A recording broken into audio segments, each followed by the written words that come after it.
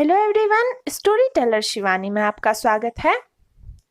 आज की इस वीडियो में हम डिस्कस करेंगे द पोएटिक्स से बनने वाले कुछ क्वेश्चंस के बारे में, जैसे compare and contrast epic and tragedy, या फिर why according to Aristotle is tragedy superior to epic, या how tragedy is different from epic.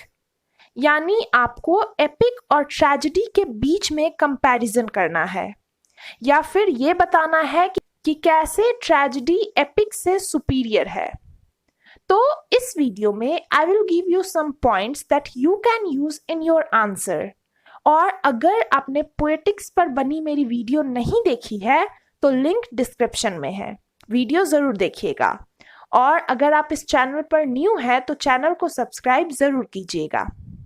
तो सबसे पहले थोड़े से पॉइंट्स हम हिंदी में डिस्कस कर लेते हैं ताकि आपको सब कुछ बिल्कुल क्लियर हो जाए। उसके बाद हम इंग्लिश में आंसर देखेंगे। तो जैसा कि मैंने पोएटिक्स की प्रीवियस क्वेश्चंस की वीडियो में भी बताया था कि किसी भी क्वेश्चन का आंसर देने से पहले उसका थोड़ा सा इंट्रोडक्शन देना बहुत ज़रूरी है। तो अगर आप इस आंसर में भी पोएटिक्स के इंट्रोडक्शन को ऐड करना चाहते हैं तो आप मेरी वो वीडियो देख सकते हैं। और जैसा कि यहाँ एपिक और ट्रेजेडी के बीच का डिफरेंस बताना है, तो सबसे पहले ये जान लेते हैं कि इन दोनों को किस बेसिस पर बांटा गया है। तो एरिस्टोटल ने फाइन आर्ट्स को उनके medium of imitation, objects of imitation और मैनर ऑफ इमिटेशन के बेसिस पर क्लासिफाई किया। और मैनर ऑफ इमिटेशन के बेसिस पर पोएट्री को एपिक या नैरेटिव और ड्रामेटिक, इन दो पार्ट्स में बांटा गया। तो ड्रामेटिक आर्ट फॉर्म में स्टोरी को एक्ट किया जाता है, जबकि एपिक पोएट्री में कोई पोएट स्टोरी को नैरेट करता है या एज्यूम्ड कैरेक्टर्स के बीच डायलॉग्स के द्वारा बताया जाता है। और ड्रामेटिक फॉर्म को ही आगे ट्रेजेडी और कॉमेडी में डिवाइड किया गया। तो अब इसी से आपको एपिक और ट्रेजेडी के बीच कुछ अंतर समझ आने लगे होंगे। तो चूंकि ऐसे तो एपिक और ट्रेजेडी दोनों ही सीरियस कैरेक्टर्स, यानी वैसे कैरेक्टर्स जो एवरेज से बेहतर हो उनके सीरियस एक्शन को रिप्रेजेंट करते हैं, लेकिन इन दोनों के बीच कुछ वेल मार्क्ड डिफरेंसेस हैं। जैसे एपिक फॉर्म में नैरेटिव है जबकि ट्रेजेडी ड्रामेटिक है। एपिक में सिर्फ हीरोइक मीटर का यूज होता है, जबकि ट्रेजेडी डिफरेंट पार्ट्स में डिफरेंट मीटर्स यूज कर सकती है, जैसे डायलॉग के लिए वर्स और कोरिक पार्ट्स के लिए सॉन्ग। इसके अलावे एपिक ट्रेजेडी के मुकाबले लंबी होती है क्योंकि इसमें एक्शंस टाइम और प्लेस से लिमिटेड नहीं होते, जबकि ट्रेजेडी में यूनिटी ऑफ टाइम और यूनिटी ऑफ प्लेस देखने को मिलती है। ट्रेजिक प्ले में राइटर कई एक्शन को एक साथ इमिटेट नहीं कर सकते, वो स्टेज पर जो चल रहा है उसी तक सीमित रह जाते हैं। लेकिन एपिक चूंकि फॉर्म में नैरेटिव होती है तो इसमें कई इवेंट्स को साइमल्टेनियसली प्रेजेंट किया जा सकता है, और ये एपिक के लिए एक एडवांटेज है। ये लिसनर के माइंड को डाइवर्ट कर सकती है। अगर बात करें इन दोनों का फॉर्म डिफरेंट क्यों है, एपिक नैरेटिव है जबकि ट्रेजेडी ड्रामेटिक, वो इसलिए कि एपिक पास्ट की कोई स्टोरी है, जबकि प्ले प्रेजेंट में हमारे सामने जो हो रहा है उसका रिप्रेजेंटेशन है। एपिक स्टोरी टेलर अपना समय ले सकते हैं, उनकी इमेजिनेशन बहुत दूर तक जाती है। वे पास्ट के इवेंट्स को सर्वे करते हैं जो ऑलरेडी एक क्लोज बुक है। उनके पास स्टोरी बताने के लिए अनलिमिटेड टाइम है और ऑडियंस के लिए भी कहानी सुनने को अनलिमिटेड टाइम है। लेकिन ये कंडीशंस ड्रामा के लिए बिल्कुल अलग है। थिएटर की ऑडियंस आगे क्या हुआ ये जानने के लिए बेताब रहती हैं। वो लॉन्ग स्टोरीज नहीं सुन सकते, या फिर एक सेंट्रल थीम को छोड़कर अगर ज़्यादा इधर उधर किया जाए तो ऑडियंस का इंटरेस्ट फिर खत्म हो जाएगा। अगर बात करें कि कैसे ट्रेजेडी एपिक से सुपीरियर है, तो पोएटिक्स के चैप्टर 26 में खुद एरिस्टोटल ने ट्रेजेडी और एपिक के बीच कंपैरिजन किया है। तो चूंकि ट्रेजेडी और एपिक दोनों सीरियस सब्जेक्ट्स को इमिटेट करते हैं, लेकिन तब भी दोनों में ये अंतर है कि एपिक एक ही तरह के वर्स में इमिटेट करती है, जबकि ट्रेजेडी अपने कोरल ओड्स और डायलॉग्स के लिए अलग अलग तरह के वर्स का यूज करती है। एपिक चूंकि बहुत लंबी होती है तो ये ज्यादा कॉम्प्रिहेंसिव है, जबकि ट्रेजेडी ज्यादा कॉन्सेंट्रेटेड है और इसलिए ट्रेजेडी ज्यादा इफेक्टिव है। इन सब के अलावा ट्रेजेडी में वो सारे एलिमेंट्स हैं जो एपिक में हैं, जबकि ट्रेजेडी के कुछ एलिमेंट्स एपिक में नहीं है। एपिक में म्यूजिक और स्पेक्टेकल नहीं होता, जो ट्रेजेडी के इम्पोर्टेंट कॉन्स्टिट्यूएंट्स हैं और इसके इफेक्ट को बढ़ाते हैं। ट्रेजेडी में यूनिटी ऑफ एक्शन और रियलिटी ऑफ प्रेजेंटेशन भी है, जो कि एपिक में नहीं है। तो ट्रेजेडी सुपीरियर है क्योंकि एपिक के सारे पार्ट्स ट्रेजेडी में तो इंक्लूडेड है, लेकिन ट्रेजेडी के सारे पार्ट्स एपिक में नहीं है। तो आई होप आपको आंसर का फॉर्मेट समझ आ गया होगा। अब हम इंग्लिश में अपना आंसर कैसे लिखेंगे वो देख लेते हैं। और अगर आपने वीडियो यहाँ तक पसंद आई है तो चैनल को सब्सक्राइब जरूर कीजिएगा। Aristotle classifies the fine arts on the basis of their medium of imitation, their objects of imitation, and their manner of imitation. On the basis of manner of imitation, poetry is classified as epic or narrative and dramatic. In dramatic poetry, the dramatic personages act the story. In epic poetry, a poet like Homer narrates the story as well as tells it through a dialogue between assumed characters. And the dramatic poetry is further divided in tragedy and comedy.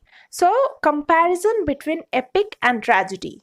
Epic and tragedy are similar in as much as both of them represent serious actions of serious characters, or characters better than the average. They do so in a grand or elevated style. However, the differences between the two forms are several and well marked. First, epic is narrative while tragedy is dramatic in form. Second, epic uses only one meter, the heroic, while tragedy can use different meters in different parts, verse for dialogue and song for the choric parts. And third, the epic is much longer because its action is not limited by time or place, while the action of tragedy is confined to a single circuit of the sun. An epic poem can be longer than a tragedy and can present events occurring simultaneously at different places, which adds to the richness and variety of interest. And it has another advantage in being able to describe marvels which cannot be represented on the stage. Epic poetry differs from tragic drama in the scale on which it is constructed, and it differs also in its meter. As regards scale or length, it has already been pointed out that the beginning and the end in an epic must be capable of being brought within a single view. However, epic poetry has a great capacity for enlarging its dimensions, and the reason for this is obvious. The writer of a tragic play cannot imitate several lines of actions carried on at one and the same time. He must confine himself to the action on the stage and the part taken by the players. But in epic poetry, owing to its narrative form, many events simultaneously transacted can be presented, and these can add mass and dignity to the poem provided they are relevant to the subject. The form of action in epic and tragedy. The action of a play is concentrated while the action of an epic is large and manifold. The main difference of form is here a governing fact in the development of the action in these two kinds of poetry. An epic is a story of the past, while a play is a representation which we witness in the present. The epic storyteller can take his time, his imagination travels backward to a remote distance and dwells there as long as it likes. The epic storyteller surveys the events of a past which is already a closed book. He and his audience alike have unlimited time at their disposal.